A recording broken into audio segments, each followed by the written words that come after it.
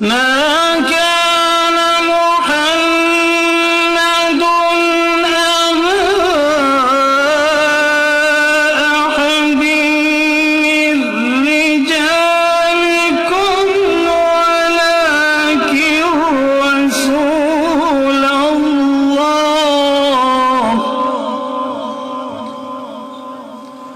ولكن رسول الله وخاتم النبيين.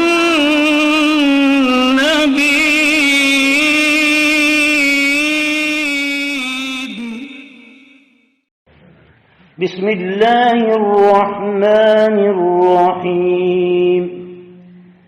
قل من يرزقكم من السماوات والأرض قل الله وإنا أو إياكم لعلى هدى أو في ضلال مبين. قل لا تسألون عنا أجرمنا ولا نسأل عنا تعملون. قل يجمع بيننا ربنا ثم يفتح بيننا بالحق وهو الفتاح العليم. قل أروني الذين ألحقتم به شركاء كلا بل هو الله العزيز الحكيم. صدق اللہ العظیم. شروع کرتا ہوں اللہ رب العزت کے بابرکت نام سے جو بڑا ہی مہربان اور نہایت ہی رحم کرنے والا ہے. ارشاد باری تعالی ہے جس کا معنی مفہوم ہے.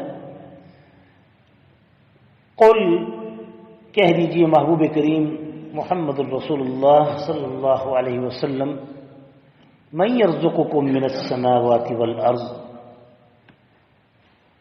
کون ہے جو تمہیں رزق دیتا ہے آسمانوں سے اور زمین سے. وہ تانا دیتے تھے وہ بت پرست کہ آپ تو کوڑی کوڑی کے محتاج ہیں، آپ کے پاس تو کچھ نہیں، ہم غنی ہیں، ہم ثروت والے ہیں، مالدار ہیں. تو آپ صلی اللہ علیہ وسلم کو اس طرح کے تانے یہ کفار مشرکین دیا کرتے تھے. تو اللہ تعالیٰ نے ان کو کہا کہہ دیجئے ان کو کون ہے رزق دینے والا آسمانوں سے اور زمین سے. قل اللہ، کہہ دیجئے محبوب کریم صلی اللہ علیہ وسلم یہ جواب دیں یا نہ دیں، آپ ہی انہیں کہہ دیں کہ اللہ اللہ ہی ہے. وَإِنَّا، اور ہم، او ایاکم، یا آپ تم، یعنی مشرکین سے کہا جا رہا ہے کہ ہم یا آپ، لعلی شاید کے، ہدن کون ہدایت پر ہے، او فی ضلال مبین، یا کون کھلی ہوئی گمراہی میں ہے. لازمی بات ہے یا ہدایت ہوگی تو اس کے مقابلے میں ضلالت ہے، گمراہی ہے. اگر گمراہ ہے تو اس کے مقابلے میں جو ہوگا وہ ہدایت پہ ہوگا. یہ تو ہو نہیں سکتا کہ ایک شخص ہدایت پہ ہو اور ایک شخص ضلالت پہ بھی ہو، ایسا نہیں ہو سکتا. تو اللہ تبارک و تعالی حق اور باطل کا فیصلہ بھی اسی طرح فرماتے ہیں. تو یہاں پر اللہ تبارک و تعالی اس آیت میں رزق کی تقسیم اللہ تعالی آسمانوں سے اور زمین سے کرتے ہیں. آسمان کا جو لفظی معنی ہے سما، سما سے سماوات. سما کہتے ہیں لغت میں بلندی کو، اس لیے آسمان کیونکہ بلند ہے اس کو آسمان اس لیے کہتے ہیں. لفظی معنی سما کا ہے بلند، یعنی بلندی سے ہم آپ کو رزق دیتے ہیں. کیا مقصد؟ انا سببنا لکم، سببنا مان کہ ہم نے آسمان سے تمہارے لیے پانی کو برسایا.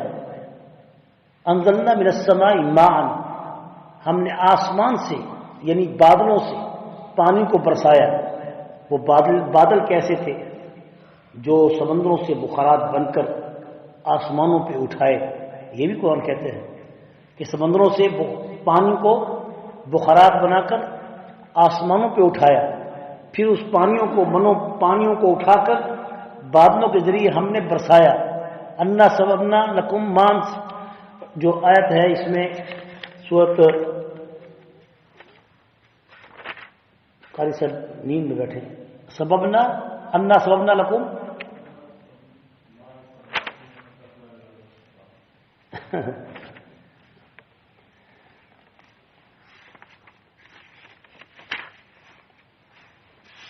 کہ ہم نے آسمان سے پانی کو برسایا. انا سببنا الماء صبا، انا سببنا الماء صبا ثم شققنا الارض شقا.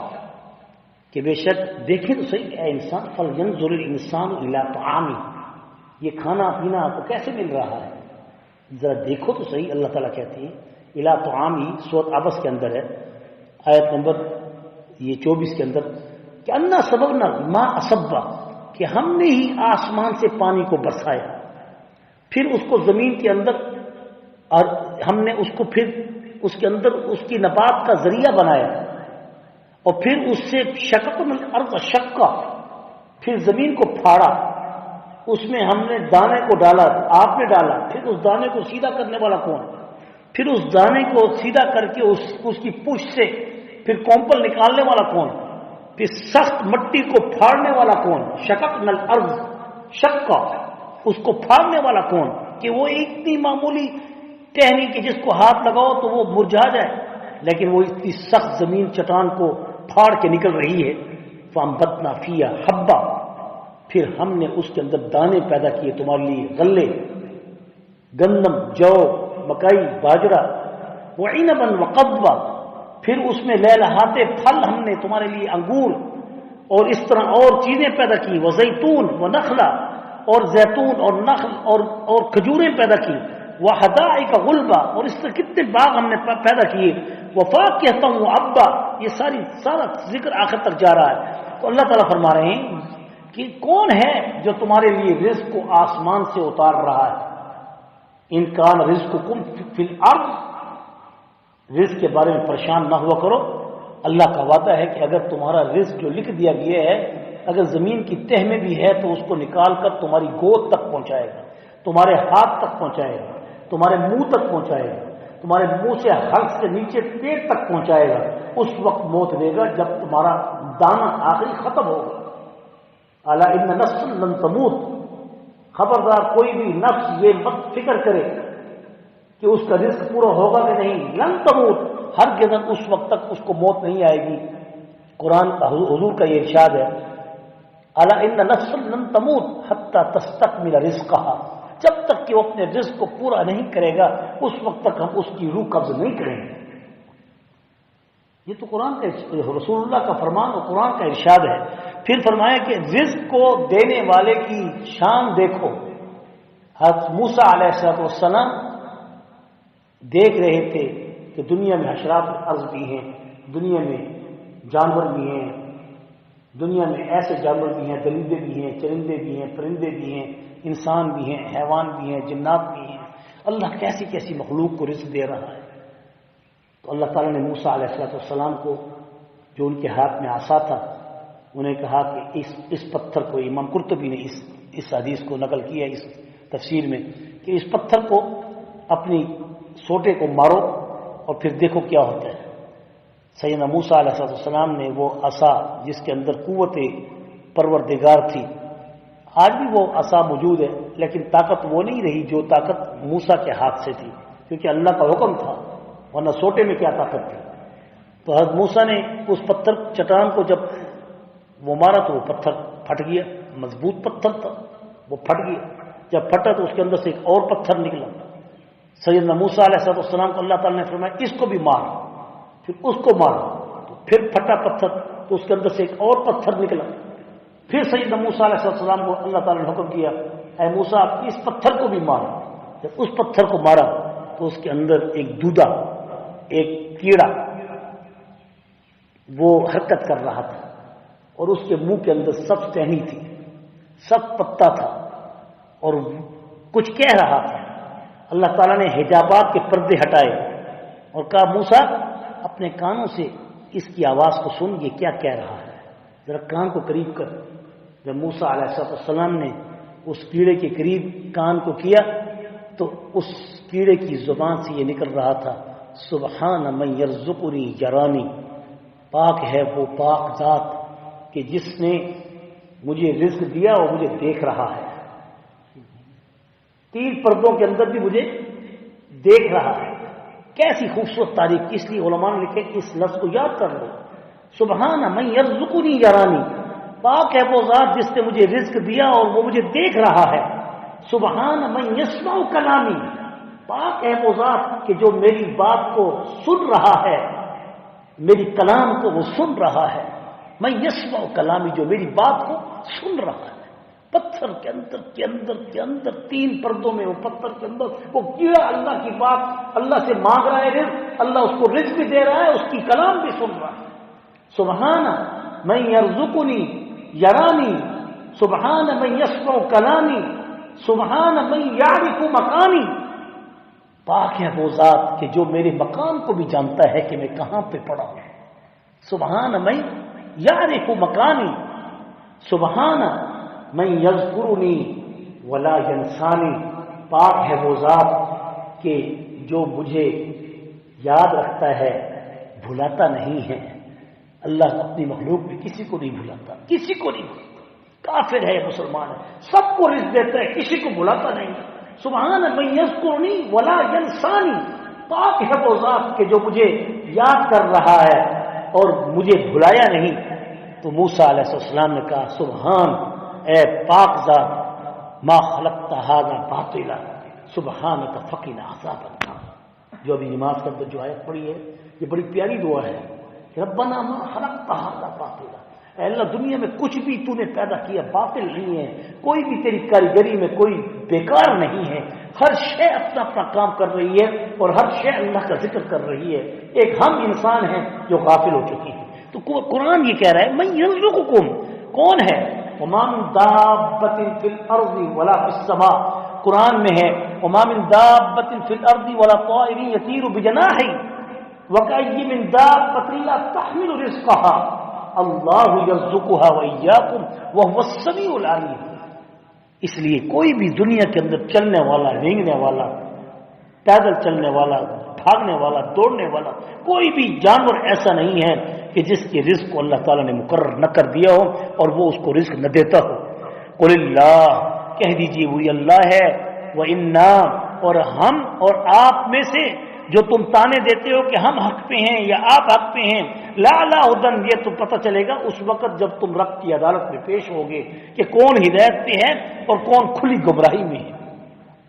قُل لَا تُسْأَلُونَ عَمَّا أَجْرَمْنَا، تانے دیتے تھے رسول اللہ صلی اللہ علیہ وسلم کو، تو اللہ تعالیٰ نے کہا کہہ دیجئے محبوب کریم صلی اللہ علیہ وسلم لا تسألون، نہیں تو آپ سے پوچھا جائے گا اما اجرمنا، کہ ہم نے کیا جرم کیا۔ جو جرم وہ کر رہے ہیں آپ سے نہیں پوچھا جائے گا ان کے جرموں کے بارے میں کہ وہ کیا کر رہے ہیں، آپ کا کام صرف اتنا ہی ہے محبوب کریم ان تک ہدایت کی بات پہنچا دیں۔